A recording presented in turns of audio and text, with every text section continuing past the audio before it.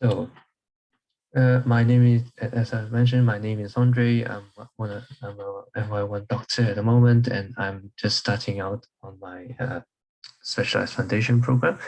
We are happy to have Dr. David Henshaw joining us today. He is a FY3 doctor in Kent who has completed a academic foundation program in Edinburgh. So welcome everyone to this session. This session is sponsored by the MDU. MDU is a medical defense union that offers legal advice to medical students and doctors around the UK. They're very helpful whenever you need help. So if you want more information about the MDU, feel free to look it up on their website and join their membership. I think the membership for medical students is free, and for junior doctors, it's £10 per year. So without further ado, we'll start talking about SFP. So SFP. So for those of you that do not know yet, so after you graduate medical school, you'll be entering what's called the foundation program in the UK, and it's a 2-year program of you working in different specialties. To sort of build up the foundation of further training into different specialties. Most people will be going into what's called a standard foundation program, where they'll have 6 rotations, each rotation lasting for about 4 months. But if you want to do something more, something extra, you can look at other different programs. And this is one of the other programs that the foundation program offer, which is called Specialized Foundation Programme. And they used to be called, you may have heard people referring to things like Academic Foundation Programme. So this is essentially the same thing. The UKFPO, the organization that organizes the foundation program, has changed the name to Specialized Foundation Programme. Mostly the SFP is very similar to AFP. If you've heard about this before, but there will be several changes that we'll let you know throughout this presentation. Throughout the presentation, if you have any questions, feel free to unmute yourself, ask a question, or just put a question into the chat box, and we're very happy to answer any questions. So, is my slides moving? Yeah. Yeah, thank you. So, so for the session, we'll be focusing on talking through what is SFP, as a Specialized Foundation Program. We'll talk a little bit about the application process and when the deadlines are for you if you are interested in applying for SFPs. And Dr. Henshaw has kindly come join us in this session, and we're talking about a day in the life of an SFP doctor. So as I've mentioned, SFP Specialized Foundation Program is previously known as Academic Foundation Program. This is different from the standard foundation program that most UK medical graduates will enter. It's a type of foundation program that allows doctors to have dedicated time to complete academic work outside the clinical commitments. And this academic work could be quite varied, actually. It could be research, that if you're interested in research, it could be medical education, or it could be some leadership management program, that things that you wouldn't probably necessarily have the opportunity when doing the standard foundation program. It doesn't mean that if you don't do the SFP, you won't get time to do this academic work. You will still have opportunities to do this academic work, but one of the things is if you are in SFP, it gives you protected time for that work. It varies between different regions. Some region will give you an academic block for 4 months, so one of the rotation will be solely for the academic work, and you do 5 clinical rotations as opposed to 6 clinical rotations in the standard foundation program. Some regions will give you 1 day per week throughout the whole of 2 years to do academic work. So it really depends on each region, how they want to deliver the Specialized Foundation Program. And to find out more about how each region does their Specialized Foundation Program, the best thing to do is to visit the deanery, the different deanery websites. So for example, Yorkshire and Humber Deanery, or London Deaneries, Northwest Deanery, just each foundation school has their own website, and they will have a section on Specialized Foundation Program, and they will tell you all about what SFP they are offering and how they will deliver that SFP that region. So moving on to talking a little bit about the application process. So the first step is to apply. So everybody who graduates from the UK medical school have to apply for the standard foundation program first before you can apply for the specialized foundation program. The application window is the same for the standard foundation program and the specialized foundation program. But you have to submit your application for standard foundation program first before you can submit your application form for the standardized specialized foundation program. All the so application forms are on a system called the Oreo, and you will have more talks from your medical school about the Oreo system. So for standard foundation program, the whole of United Kingdom is separated into different regions. So there's 19 units of application. And so, for example, Scotland is a region, Northern Ireland is a region, London, for example, is separated into 4 different regions. So for the whole list of 19 units of application, refer to the handbook that the UK FPO has on their website, and will tell you how they're going to split the whole of United Kingdom into the 19 units of application. So this is a map that you can see. So when you apply for the Standards Foundation Program, you need to first of all rank the different regions in the order of preference. So where you want to go, sort of first to the 19th. And the application window this year for the 2021, for the 2022 for doctors who are starting 2022 August is 8th to the 22nd of September. So within that window, if you want to apply for the Specialized Foundation Program, you have to apply for the Standard Foundation Program and also the Specialized Foundation Program within the same period of time. So the selection process for the foundation program and the Specialized Foundation Program is slightly different. There's slightly more in the sort of Specialized Foundation Program part, but for everyone who applies for foundation program, you have a total of 100 points available, and this is called the educational. It's called EPM. I can't remember what it stands for. Sorry, but basically it consists of a couple of things. First is the medical school performance. So you'll get the decile ranking within your medical school, and you'll get points from 34 to 43. So if you're in the first decile, you get 43 points. If you're in the second decile, you get 42 points. If you're in the third decile, you get 41 points, and on. And if you have any additional degrees, so any BSc, any MSc, or even any PhD, you get a maximum of 5 points from that. And if you have any publications, you can get 2 points. So there's 1 point for each publication. And they do require a PubMed ID for publication to be counted as for you to have that point for publications. And so that makes up 50 points for the EPM.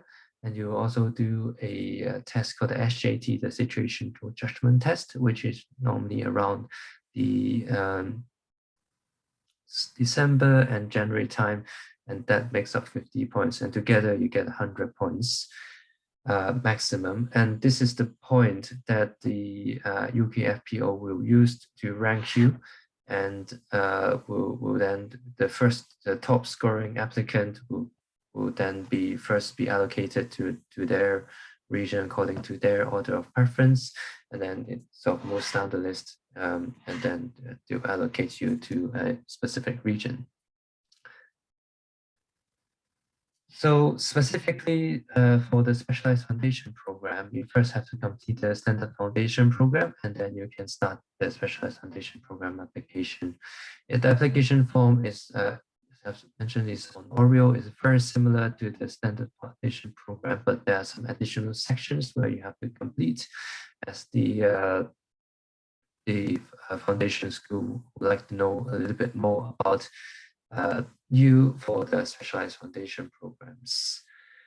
So for SFPs, the whole of UK is sort of separated into different AUOAs, so the Academic Unit of Application. You remember we talked about how the UK separated into the units of application, 19 units of application for the Standard Foundation Program. For the academic, for the Specialized Foundation Program is slightly different in terms of how they divide the regions. It's slightly less than 19, and they do change each year. So for the latest update, just refer back to the guidance on the UK FPO website. So what are the different additional sections you have for the Specialized Foundation Program application form? So one of which is the white space questions. These are set by each academic unit of application, and these are additional questions that you have to answer in your application form when you're applying for the Specialized Foundation Program. And what they aim to understand more about your aspirations for pursuing an academic career. There are normally about 3 questions for each application form, but it does vary. And each question will give you approximately about 225 to 230 word count. And within that word count, you have to answer that questions specifically, and to talk a little bit more about your aspirations for pursuing an academic career. We do have a session coming up on writing white space questions coming up. So if you are interested in applying for a Specialized Foundation Program, which I know you all are, strongly encourage you to come to that session as well. And the second additional section that you have to fill in for a Specialized Foundation Program is a supporting evidence. And this is any additional achievements that will help you stand out from other applicants. So these include things like publications, presentations, you could oral presentations, local, national, or international level, or any additional degrees. So for foundation program, you can add in any publications that you've had and any additional degrees that you had. For Specialized Foundation Program, you can also add those in it. Also, you can add any presentations that you did. And often people ask how many publications or how many presentations would I need. So it varies between different regions, but from what I understand is most academic units of application will take up to 10 publications and up to 10 presentations. And different academic units of application will score them differently. So some will give you an extra point for publication, or some will give 2 extra points for every publication. And for presentations, they have their own scoring system as well. So together with that 100 points system that I talked about, and then with addition to the points coming from publications, presentation, and additional degrees, that will make up a separate score that the foundation school will use to rank you if you apply for the Specialized Foundation Program. You can apply to a maximum of 2 academic units of application. So for the Standard Foundation Program, you just make 1 application form and you rank the different units of application in the order of preference. For Specialized Foundation Program, you have to do a separate application form for each region you want to apply to. So for example, if you want to apply to Northwest and you want to apply to London, you have to do 2 application form, 1 for each of the academic unit of application. And within each application form, you have to do all the basic information about yourself, and also the additional things, the supported evidence and white space questions specifically for that foundation school.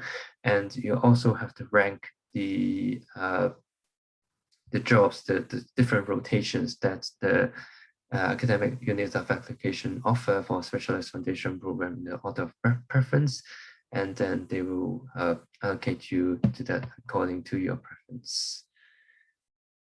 And specifically for Specialized Foundation Program, each foundation school will offer a number of different tracks. But for Specialized Foundation Program, you do not have to rank all the tracks. You're not required to preference all the SFP positions for a specific foundation school. You can rank the ones that you are interested in, and that ranking you have to do within that window of the 8th to the 22nd of September, but you do have the opportunity to amend those preferences for Specialized Foundation Program before the 6th of January 2022 at noon time for all the applicants for Specialized Foundation Program. But however, just note that some academic unit of application may set earlier preferencing deadlines. So just make sure that you check all real and local foundation school websites so you don't miss the deadline for amending your preferences if you wish to do so. So we've gone through a little bit about the application process. For more information, you can always look at the UK FPO website. They have a lot of information about the programs, about the white space questions, and if you want to know about what available places are and what interview dates are, they are also on there. For more specific information about the Specialized Foundation Program itself, I think you'd be better if you go into each foundation school website to look directly into their program. For more generic information, the UK FPO will be a good website. So moving on. So next part of the application for the Specialized Foundation Program is after you've submitted the application, they'll calculate the score according to your EPM score of 50, your SGD score of 50, and any additional supporting evidence, any publications, any presentations, or any additional degrees. Then they'll have a score for each applicant, and each foundation school will look at all the applicants and will invite applicants who they think have a higher score to invite for interview. So as I mentioned before, the scoring system do vary in each academic unit of application, but what is the same is the educational score, which you get for 50, and the SJT. They actually, for Specialized Foundation Program, they will not use the SJT score to rank the candidates, because the SJT is usually set after the interviews has already been done for the Specialized Foundation Program. So the scoring system will only consist of the EPM score, your medical school test house score, the white space questions that you have to answer for each foundation school, and all the supporting evidences. Once you get a offer for interview, and after that offer for a Specialized Foundation Program, you do have to achieve a satisfactory score for the SJT in order for you to start a Specialized Foundation Program. But there's no so that's what constitutes a satisfactory score is different each year. It's usually around 35, 36 points out of 50. Correct me if I'm wrong. But So once you get an offer, it doesn't matter what your score is in SJT. As long as it is satisfactory score for SJT, then you are okay to undertake the Specialized Foundation Program. We do know that not all academic units of application will have interview. Most of them will do, but because of the COVID situation, some foundation schools decided not to have interview. For example, the region EBH for the application round for 2021, there were no interviews and applicants were scored on the EPM, the white space questions, and the supporting evidence. To check whether the academic units of application is doing interview this year, refer back to the UK FPO website, and they will have information on those on whether they will hold an interview. It is very likely that you will have an interview if you apply for a Specialized Foundation Program. And again, another session hosted by us, the SoRN, on how to prepare for the interview for the Specialized Foundation Program. So strongly encourage you to come to that session as well. If you have been selected for the interview, you'll receive an email from the foundation school directly, and you may also get a notification on Oriel, which is the system you use to apply for the foundation program and attend for interview. For the 2021 to 2023 cohort foundation doctors, the interviews were conducted online through Zoom or Microsoft Teams because of the COVID-19 pandemic. For the 2022 application, so the application for this year, the foundation schools have not yet published whether the interviews this year will be online or in person yet. So keep an eye out for that, and for sure that when the foundation school send you an email to invite you for an interview, they will also give you more information about that. So after you've had the interview, you're coming to the stage where you hopefully be in the future is receiving an offer for Specialized Foundation Program. This will be notified to you by email and on Oriel, and you must accept or decline the offer within 48 hours of receiving an offer. So each academic unit of application will give out offers at different timelines. So if you receive offers from both, if you apply for 2 academic units of application for Specialized Foundation Program, and if you receive offers from both, then you have the choice of accepting either of them. But for example, say like if you have an offer from academic unit of application in one but not the other yet, then you have to decide within that 48 hours whether you want to take that offer or whether you want to wait for the other academic unit of application to give you that offer. But since it's a sort of a national process, I think all of the academic unit of application will give out offers at the same time. So you're likely to hear from both of them at the same time on the same day if you've made 2 applications for 2 academic unit of application. Another thing to note is you don't have to apply for 2. You can apply for a maximum of 2 academic unit of application, but you can also only apply for 1 academic unit of application if you only are interested in going to a specific region for a Specialized Foundation Program. If you choose to accept the Specialized Foundation Program offer, you will then be automatically withdrawn from the Standard Foundation Program selection as you've accepted the offer for a foundation program. If you've not accepted the offer for a Specialized Foundation Program, or if you have not received an offer, then you'll be automatically be included in the National Standard Foundation Program selection process, and you wouldn't need to do anything. The UK FPO will monitor that and will automatically include you in a Standard Foundation Program selection process.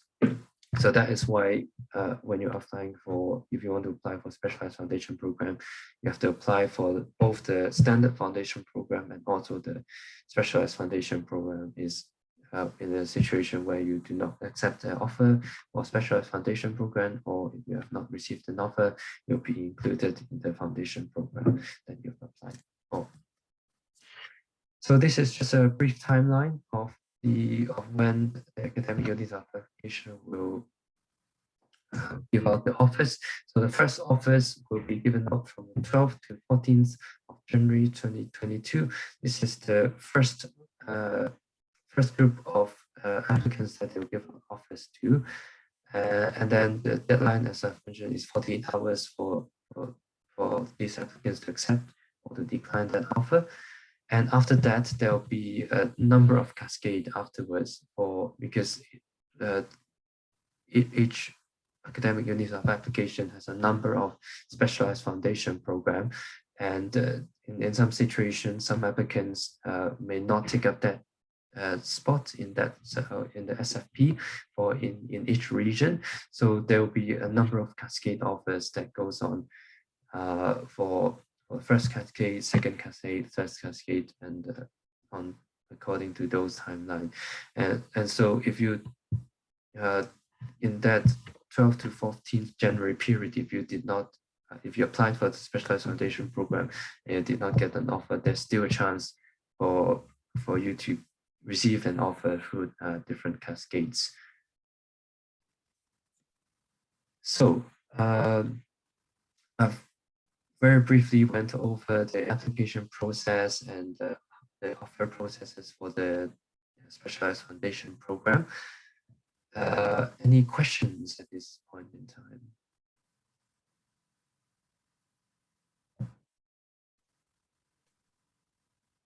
Yes, the chat. No, okay.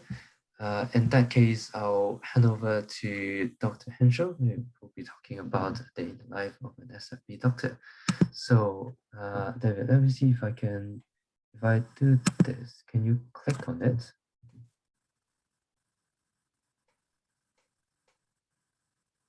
I don't have control of the screen. Oh, sorry, I do. Okay, great. And then there's just one question in the chat, which the question in the chat was, from 2023, we're getting rid of the additional achievements aspect of EPN. Does this apply to SFP? I was just reading that before the talk, and I'm not aware of it applying to SFP. I don't know if you know the answer, Andre. And actually, in the common sense answer, AFP or SFP, they're going to look at other things, and they're going to want to look at other things. So while it might not be in your EPN, they're probably still going to be very interested in additional degrees, publications, and the extra things they ask for, like presentations, prizes. Yeah, definitely. I think they do score them still for the Specialized Foundation Program, but double check on the website. But as Dr. Henschel said, even if they don't score it, it still looks very good if you have additional degrees or additional things that you have. Cool. And Andre, if you get the chance, it'd be great if you pop the feedback link in the chat in case anyone needs to leave early. So hi everyone, my name's David. I've just finished AFP in Edinburgh. And I think my experience was probably quite a traditional one in that I had one form of academic block where I could focus on my own interests and 5 clinical attachments. However, in Edinburgh, it's worth being aware of the academic block is a bit controversial, and you have to do a proposal and to a panel for selection to the academic block. So I see SFP or AFP in Old Money for being kind of 3 kind of main types of people. One group is the research aware interests. They want to just try out research and see if it's for them. And if that's you, then there's definitely an appropriate option. There's the other kind of group who are very savvy. They kind of recognize that regardless of whether you've got any interest in academia or not, this is a perfect opportunity to develop your CV. And maybe you're that person who's just gone in for that ST1 orthopod course or that ST1 orthopod job. And then there's kind of the third option, and that's someone who's maybe quite research committed, heavily involved in research, kind of throughout a lot of medical school, and they know that they're probably going to want to be a clinical academic. And I think I fall into the latter group. So that's just worth bearing in mind as I talk about my experience. And usually I hate talks where people talk about themselves too much, but because I'm going to be talking about my experience, it's worth kind of highlighting just where I am now, and that I'm making my own academic year now as an FY3, in that I'm picking jobs to be a locum in that are really relevant to me, like specialties I haven't done before, maybe getting across New Zealand. And anytime I'm unemployed, whether intentional or not, I can use that as academic time to work on research projects, things like that. And it's going to give me a bit of time to get my application in order for maybe a future academic track.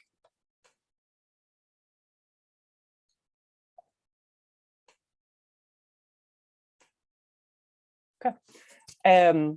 So I think people tend to forget and think of SFP as being something really unique, and that you're somehow quite different from the other foundation year doctors, and you're really not. So in my foundation program, at least, it was very, very clear that you're focusing on your clinical development throughout all of FY1. So I had no academic time.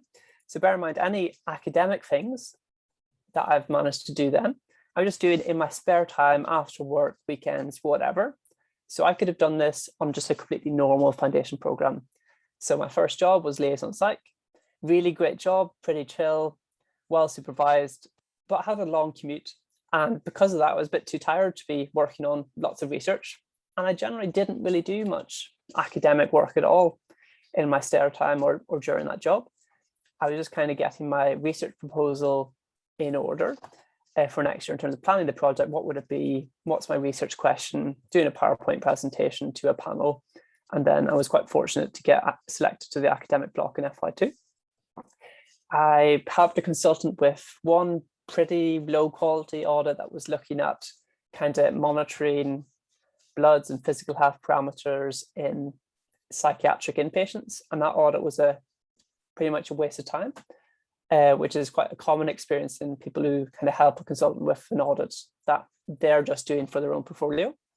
And I also tried to do a QI project. So for those of you who are going on to foundation training, it's worth kind of thinking about, if you want to do a quality improvement project, how are you actually going to involve quality improvement methods? So you need to think about having interventions. You need to think about continuous data collection. You want to kind of see whether there's been a change in whatever outcome you're measuring after your intervention. And for those who are applying, for example, to medical training, it's quite funny, this kind of arms race and how they're scoring applicants. But for example, this year, top marks needed 3 plan, do, study, act cycles. So essentially 3 interventions. So one after the other. So you need to kind of design them really carefully. I was working on, in my spare time, a bit of manuscript drafting for some student projects I hadn't finished. And I got the opportunity to do a little bit of teaching.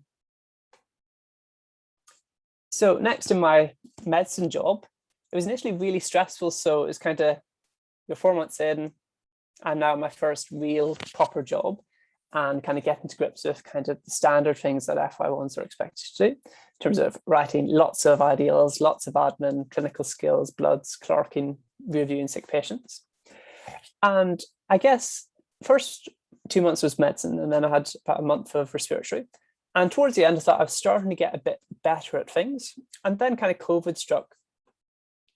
And what was quite clear is that there were loads and loads of collaborative research opportunities. And I think there always are massive collaborations that you can get involved in. And you contribute a little bit to their research project in terms of 10, 20, 30 patients. And you end up with your name on the paper that comes out as a collaborator. And I think that's quite a useful output. And it's quite helpful to kind of review other people's protocols and projects. I think actually in this massive study with loads and loads of big brains planning it, is there anything they didn't plan that well? Is there anything that's not quite running well? And how would you have done it differently? So you all may have heard of the recovery trial. So I got the opportunity to recruit patients with COVID-19 in hospital who were unwell, and I could recruit them to an RCT. And if you want to get involved in randomized controlled trials, if you end up on an SFP, you'll probably be at a hospital that has a clinical trials unit that kind of links in with them. And all you have to do is kind of find that and drop them an email or go in person and ask, is there any trials you can get involved in? And ideally, it would be something you could do on your clinical job.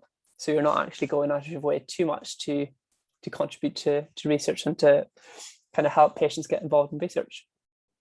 There's a few other kind of collaborative projects that were pretty easy to get involved in, like COVID Surge. You may well have heard of STAR Surge and COVID Surge. This was kind of STAR Surge, COVID Surge, Global Surge. They're all these massive collaborations who, despite being surgeons, are doing really, really good collaborative research and really answering really kind of important academic questions in their research.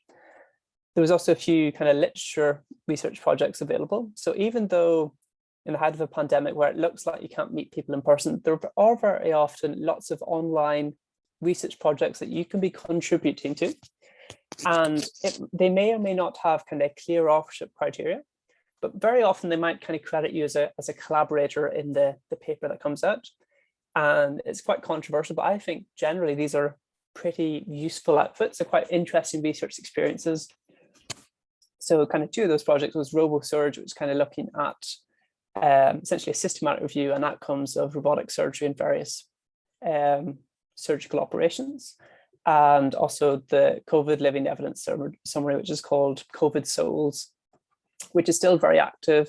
And I think if you do kind of review 75 papers, which is probably just less than 10 hours work, just a few hours work, they'll credit you on their website and any publications. Next on to my final FY1 job, it was COVID AMU, so lots and lots of clerking patients and then back to research eventually. And I find this was kind of my experience of all my foundation training as you get more clinically competent, you feel so much less stressed. You're not worried about work out of work. You get home, switch off, you can relax, or you have the energy finally to work on whatever research you want to do in your spare time. So I had a nice rota and I was feeling pretty good clinically. So I was able to recruit lots of patients to recovery. And because my rota was nice, I was able to use my annual leave or any days off to attend data science courses. And that was really helpful preparation for my research project, which I'll come on to next. And the other aspect is, how do you get involved in teaching? So I imagine most of the people on this call are medical students. And if you're a medical student, I think it's really obvious how you get involved in teaching. You simply just don't ignore, as a foundation doctor, you don't ignore the various medical students on the ward who would probably love to be taught, or even just any junior staff. So at this point in time, there was lots of interim FY1s or FY1s kind of starting a month or two early. And there was lots of opportunity for me, whenever it wasn't too busy, just to do some impromptu teaching. Other ways to get involved in teaching kind of more formally, you can contact, very often there's a postgraduate medical education or some medical education centre you can contact and say, do you have any courses that you're running that I could learn about teaching methods? Or just contacting any of the consultants who are involved in a local medical school. It's pretty easy to get formally involved in teaching, provided you have the time and energy. So next on to my FY2. So this is when I actually did have some academic time, in that I start with a 4-month research block. And so during the research block, I think it's very common that you might do some clinical shifts, and generally it's just a handful. So I think I maybe had 14 clinical shifts in a 4-month block. So a few hospital at night shifts and some kind of out of hours cover for medicine of the elderly. And even though it was maybe less than 15 shifts, it does feel quite annoying when you think you're on a research block, but actually you're shattered from your night shifts or you have to do some clinical work at the weekend.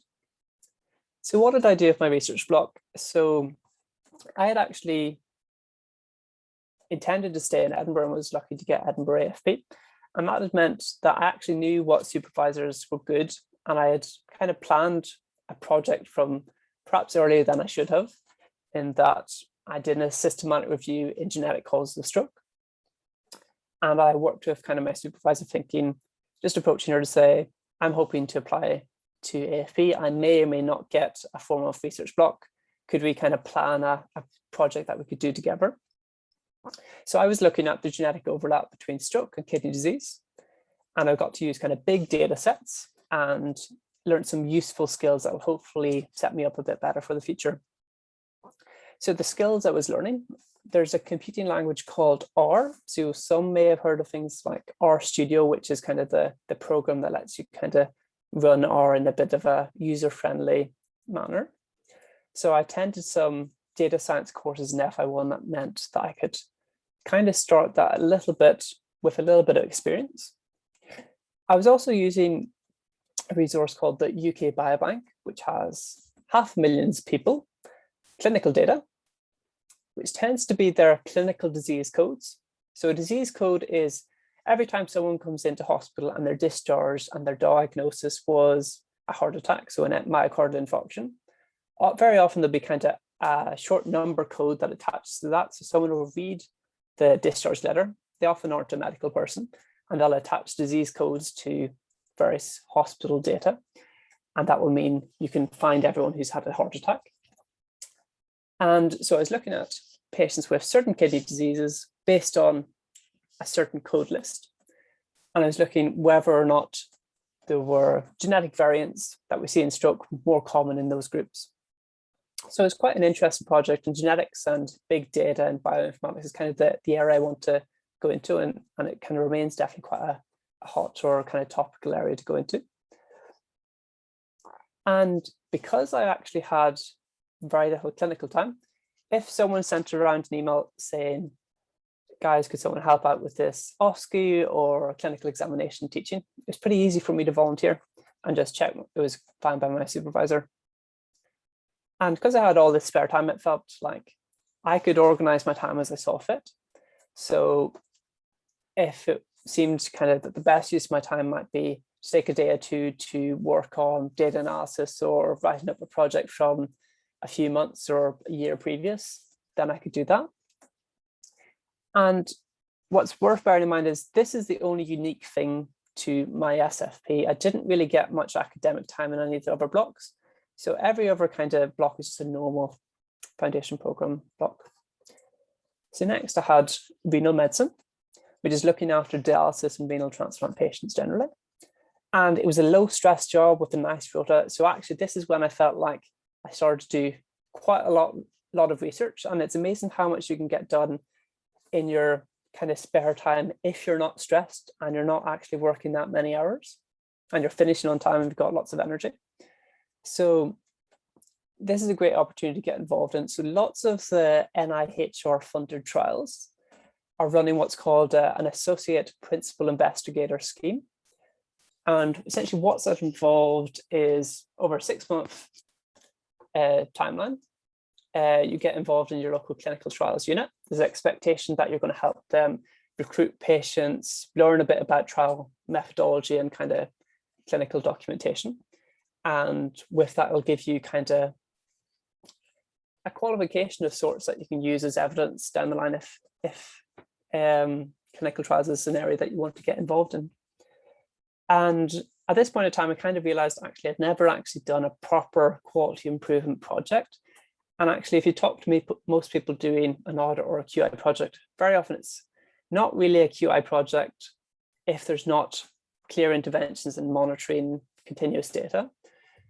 So this is kind of where I got to plan a project and think about how could I actually tick maximum points down the line if I was trying to get that for the QI section on medicine applications.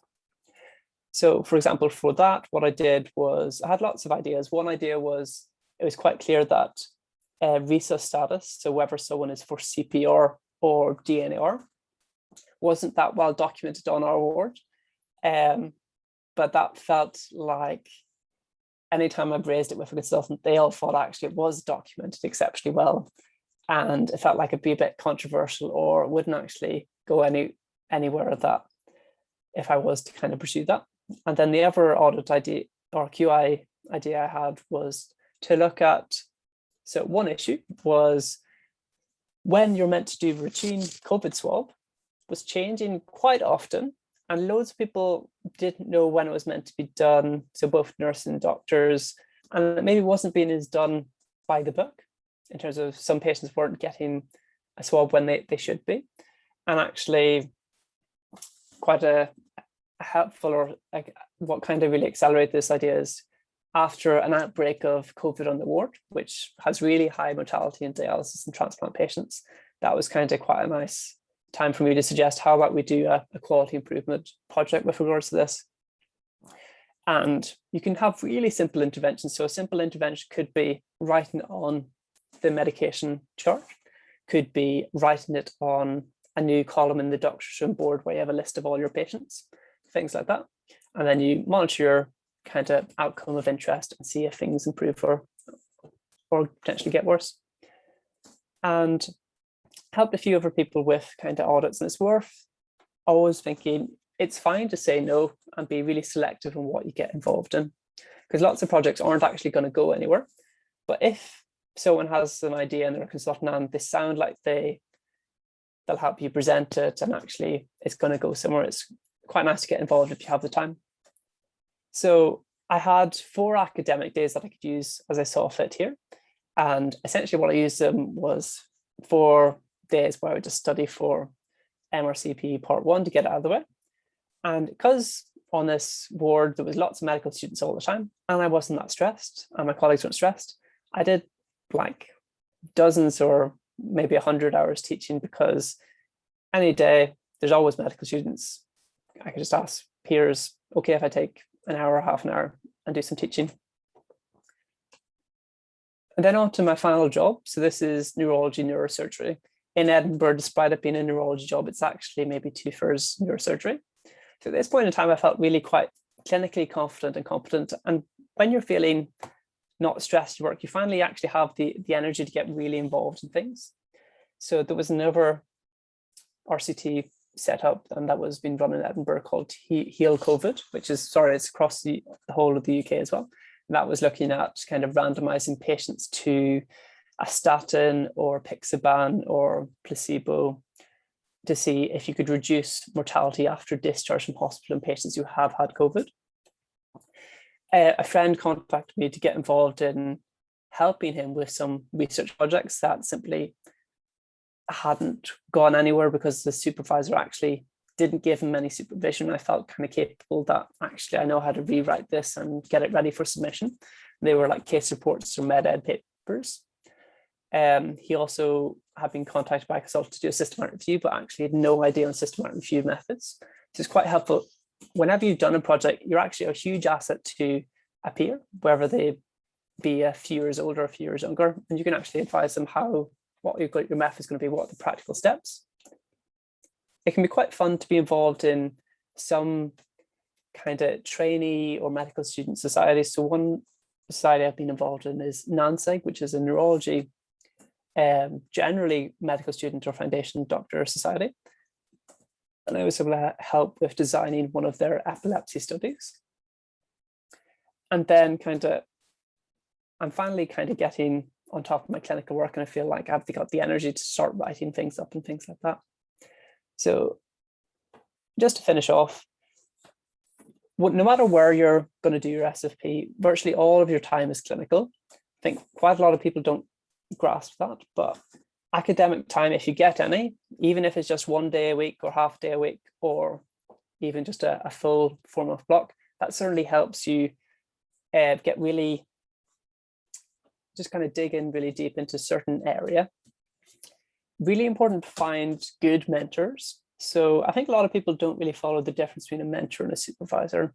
So a supervisor is the kind of senior author of a paper or a project, and they will hopefully be directing the rest of the team or you in what you're doing, what the method is going to be, spotting the mistakes before actually you've done the methods and it's too late to correct them. Whereas a mentor is kind of anyone who knows more than you about anything, and they can kind of give you practical advice.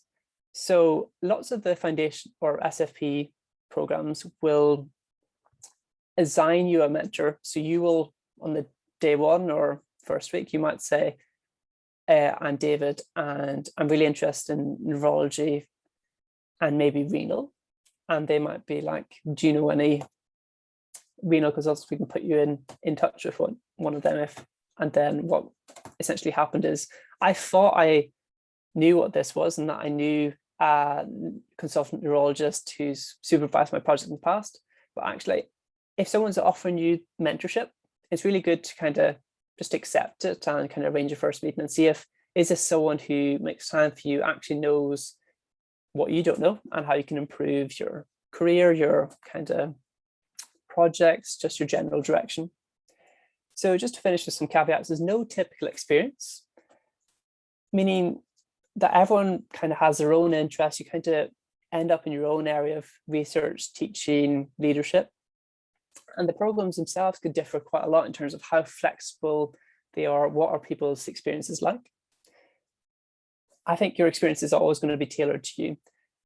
If I didn't get on top of my clinical work, I suspect I would have done exceptionally little research or academic work. So I guess the aim initially should really be to be a competent foundation doctor. And then once you're kind of becoming competent, you feel like actually you've got the energy to do things on top of that. And I think generally it's quite rare that opportunities just get handed to you. So you might be handed an academic block, but you really have to make your own opportunities, and the opportunities can often be limitless if you're going to seek them. Okay, and I'll leave things there. Thank you all for attending, and Andre, I'll let you finish. Thank you, David. Thank you very much. So thank you everyone for attending the session. The feedback form is on the group chat, is in the group chat, so it'll be very useful for us if you could put in the feedback form. So we've got a couple minutes left, so we're happy to answer any questions.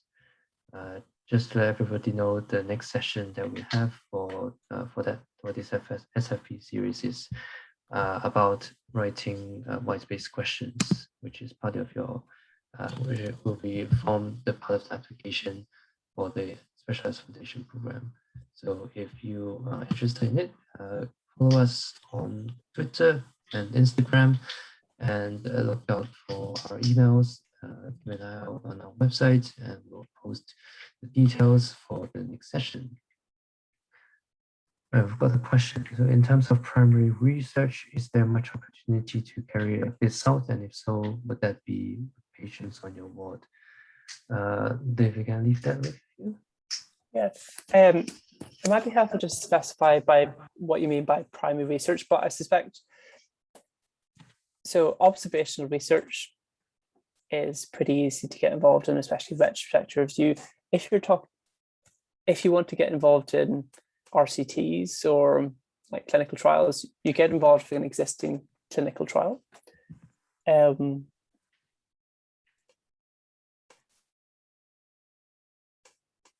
And please just highlight if that doesn't quite answer your question.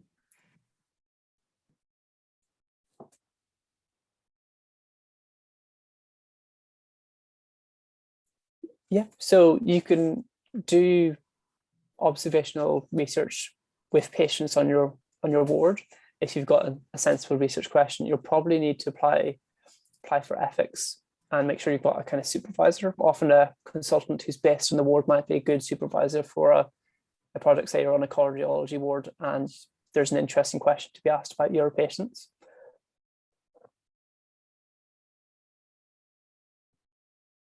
But yeah, that's a kind of example where the opportunity kind of pops up that someone has a project ongoing that you can contribute to. And it can be a bit tricky to do your own projects if you've got an idea, but there's no reason you can't if you're kind of appropriately supervised and you've got ethical approval if you need it for your particular work. And just as a general point, I feel like no one can, if that was me, it's like no one can really stop me doing what I want, as long as I'm kind of abiding by appropriate kind of ethical context, you can kind of do whatever research you want.